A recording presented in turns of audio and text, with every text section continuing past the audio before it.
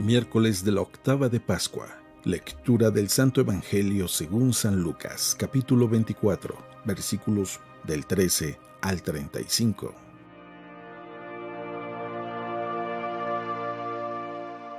El mismo día de la resurrección, iban dos de los discípulos hacia un pueblo llamado Emaús, situado a unos 11 kilómetros de Jerusalén, y comentaban todo lo que había sucedido. Mientras conversaban y discutían, Jesús se les acercó y comenzó a caminar con ellos. Pero los ojos de los dos discípulos estaban velados y no lo reconocieron. Él les preguntó: ¿de qué cosas vienen hablando tan llenos de tristeza? Uno de ellos, llamado Cleofás, le respondió: ¿eres tú el único forastero que no sabe lo que ha sucedido estos días en Jerusalén? Él les preguntó: ¿qué cosa?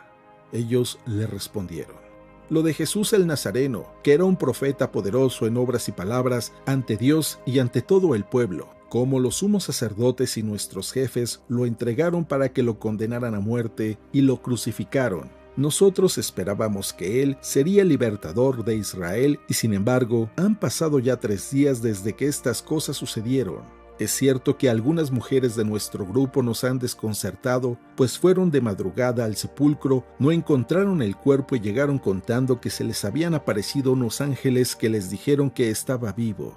Algunos de nuestros compañeros fueron al sepulcro y hallaron todo como habían dicho las mujeres, pero a él no lo vieron. Entonces Jesús les dijo: qué insensatos son ustedes y qué duros de corazón para creer todo lo anunciado por los profetas. ¿Acaso no era necesario que el Mesías padeciera todo esto y así entrara en su gloria?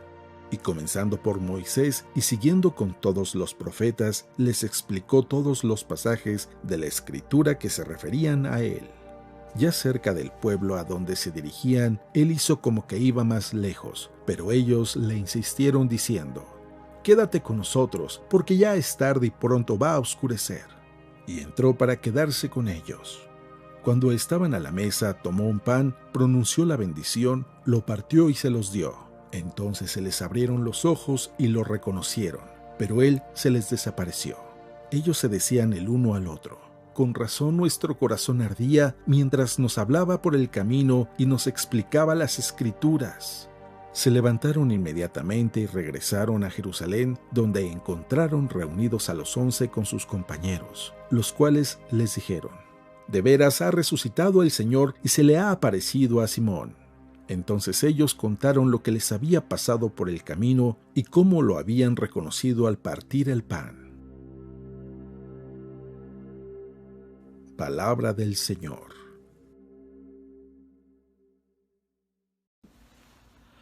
Muy buenos días y felices Pascuas. Seguimos celebrando la gloria de la resurrección en este tiempo, especialmente los primeros 8 días de la Pascua, lo llamamos la octava de Pascua, donde con el mismo júbilo seguimos repitiendo las mismas palabras: Jesús ha resucitado. Y en estos 8 días estamos viendo en la liturgia las diferentes apariciones que Jesús va realizando de diferentes maneras, y pareciese que a diferentes grupos de personas a los que él eligió, pero va abarcando diferentes grupos de personas. El día de hoy, por ejemplo, escuchamos la narración de aquellos 2 discípulos que van de Jerusalén a Emaús. Una historia que está llena de tanto simbolismo, de tantas enseñanzas, y pareciese que como en una obra de teatro se va dividiendo en actos, dependiendo de qué situación es la que veas. Es diferente escenario, diferente situación, diferentes personajes, diferente actitud, diferente enseñanza. Pero algo tienen en común: la necesidad que tenemos del encuentro con el resucitado. Ahora, en este texto hay algo que es muy característico y que lo diferencia de los demás textos. Bueno, muchas cosas, pero algo que no vamos a encontrar en los demás es la fuente de la tristeza que les genera a estos discípulos. A simple vista uno pudiera pensar: bueno, la tristeza se debe a que acaba de morir Jesús. Pero si leemos detenidamente este texto, nos vamos a dar cuenta que hay algo más. No es propiamente el hecho de que Jesús haya muerto, sino pareciese que ellos sufrieron una desilusión por alguna idea que ellos se hicieron y que estaba equivocada. Te invito a que leas el texto. Si estás viendo este video a través de YouTube, el texto del Evangelio está en la descripción. Ponle pausa a este video, lee la descripción del video, que es el texto de este Evangelio. Trata de imaginarlo y observar esos detalles, sobre todo en el diálogo que tienen cuando Jesús les pregunta de qué van discutiendo. Y ellos, llenos de tristeza, le empiezan a contar a Jesús. Fíjense, llenos de tristeza le empiezan a contar a Jesús que aquel a quien ellos habían visto como un hombre acreditado de Dios con señales y prodigios, fue apresado por los sumos sacerdotes, lo crucificaron y que ellos creían que Él era el que iba a liberarlos, que Él era el libertador. De una manera muy superficial, ellos creían que Jesús era el libertador. Lee el texto. Si ya lo leíste, ahora vamos a continuar.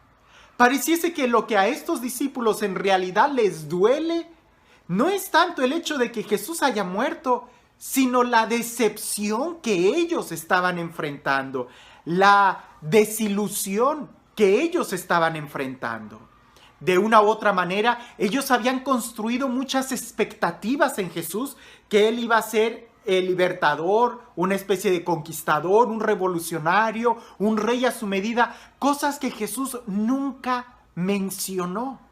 Si bien es cierto, en algunos textos Jesús habla de que Él ha venido a liberarnos, en el contexto en que lo está diciendo, está claro que se refiere al pecado. Si Él dice, sí, yo soy rey, pero mi reino no es de este mundo, Él está hablando de una soberanía espiritual. Pero la gente, por lo menos estos discípulos, estaban creyendo que Jesús iba a ser aquel guerrillero, aquel revolucionador que los iba a liberar del imperio romano. Una expectativa muy al estilo de David, que en aquella época David fue quien construyó el reino. Ellos esperaban que Jesús también lo hiciera. Algo muy a su medida. Una expectación, una ilusión, algo que ellos estaban construyendo y no que Jesús les estaba diciendo. Si nosotros pudiéramos observar nuestro corazón con detenimiento, nos daríamos cuenta que los dolores más grandes que nosotros tenemos en la vida no son tanto las heridas que los demás nos hacen, sino más bien las expectaciones que nosotros nos creamos sobre los demás y que al momento en que nos fallan, se nos derrumba.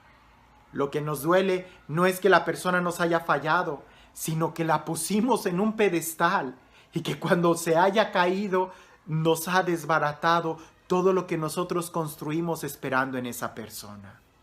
Ya sea un amigo, ya sea las expectaciones que tú tuviste en un amigo de que él nunca me va a traicionar, él va a ser fiel, y yo confío totalmente en él y él es un ser humano como tú. En el momento en que falla o que veas un error, un defecto en él, te duele, te lastima. Cuando creas un negocio y que pones toda tu fe, tu esperanza en ese negocio y que no prospera, te sientes defraudado. No tanto porque el negocio no haya funcionado, sino por los castillos que empezaste a construir. En una relación, cuando estás enamorándote de alguien y que lo empiezas a idealizar, lo que te duele no es que la persona tenga defectos, sino que tú creías que no los tenía.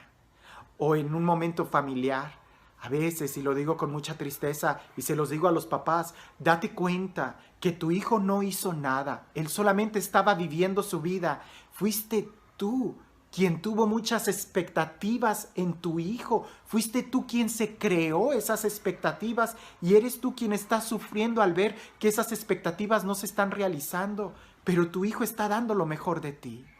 Lo que nos duele muchas veces no es tanto el hecho, sino lo que nosotros nos creemos. Es lo que pareciese que estos discípulos van caminando. Y sin embargo, en el momento de la crucifixión, en el momento de la muerte de Jesús, era necesario que estos discípulos enfrentaran esa realidad, porque con la muerte de Jesús muere también esa falsa ilusión.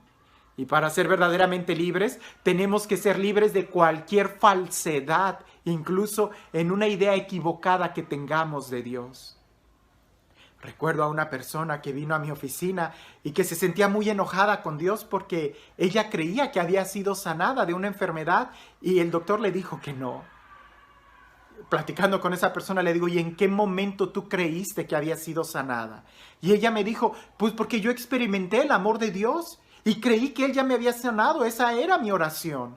Le digo, pero Dios nunca te dijo que fuiste sanada. Él te estaba amando. ¿Por qué no recibir el amor de Dios en medio de esa enfermedad? ¿Y por qué querer tragiversar el mensaje de Dios y decir, ya me sanaste? Ella al final se dio cuenta que efectivamente ella se creó esa ilusión y fue esa ilusión la que le estaba causando el dolor al creer que Dios le había fallado cuando Dios no falló. Jesús nunca les falló a los discípulos. Él dijo bien claro y les anunció que iba a morir. Por eso, con la muerte de Jesús, a estos discípulos mueren también en esa falsa ilusión. Y es el resucitado quien les empieza a explicar a ellos nuevamente las Escrituras para que ellos resuciten a la verdadera fe y al verdadero significado que Jesús va a tener en sus vidas. ¿Cuántas ilusiones equivocadas nosotros no nos creamos de Dios? A veces nos creamos creamos ilusiones que son erradas, que son equivocadas. Dios no es alguien a nuestra medida. Más bien tenemos que dejar que sea Él el que nos explique cuál es su plan en nuestra vida. Ahora, ¿en qué momento ellos se dan cuenta? Cuando ellos empiezan a escuchar la palabra nuevamente de Dios, cuando ellos nuevamente empiezan a escuchar la Sagrada Escritura ya sin ninguna ilusión, ya sin ningún cristal opacado o empañado, sino simplemente a construir nuevamente sobre esas ruinas, pero a construir la fe escuchando con una apertura total, con una docilidad total, es cuando ellos empiezan a crecer en la fe, pero lo reconocen hasta la fracción del pan.